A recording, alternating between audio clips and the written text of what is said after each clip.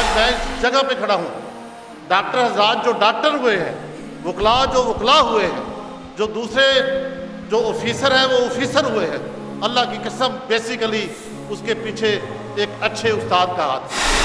لَإِن سَأَلْتَهُم مَّنْ خَلَقَ السَّمَاوَاتِ وَالْأَرْضَ لَيَقُولُنَّ اللَّهُ، اگر تم اے نبی صلی اللہ علیہ وسلم ان سے پوچھو کہ آسمانوں اور زمین کو یعنی کائنات کو کس نے پیدا کیا، تو یہ لازماً کہیں گے اللہ ہی نے پیدا کیا۔ کون کہیں گے؟ مکے کے مشرک، مکے کے کافر، یعنی مکے کا کافر اللہ تعالیٰ کو رسول اللہ صلی اللہ علیہ وسلم پر وحی کے آغاز سے پہلے بھی توحید کے ساتھ اس کائنات کا خالق مانتا تھا۔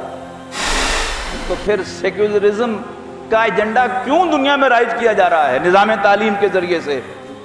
تاکہ وہ کیفیت پیدا ہو جس کا اقبال نے نقشہ کھینچا، گلا تو گھونٹ دیا اہل مدرسہ نے تیرا، کہاں سے آئے صدا لا الہ الا اللہ۔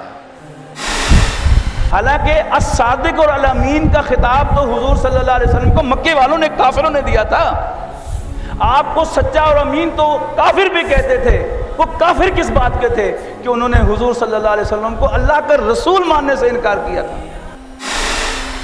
آج سے 100 سال پہلے ممکن تھا کہ ایک مسلمان معاشرے میں اس ایشو پر بحث ہو کہ ناموس رسالت کا قانون ہونا چاہیے کہ نہیں ہونا چاہیے، لیکن ہم نے اپنی آنکھوں سے دیکھا اور تقریباً ہر آدمی، وہ جو کالج میں بقول اکبر الہ آبادی کالج میں گیا ہے، اب اسے وہ قانون کھل رہا ہے کہ جی بات بیچ میں کیا ہے کہ انسان ہی تو ہے نا۔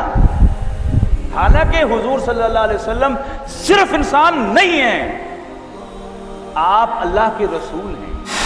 سیکولر ورلڈ کو وہ جو مسجد میں کہنے والا اللہ اکبر ہے یا لاؤڈ سپیکر پر اذان دینے والا اللہ اکبر نہیں چبھتا، جو اس کے سینے میں خنجر بن کر کھپ جاتا ہے وہ مجاہد کا اللہ اکبر ہے، who means it۔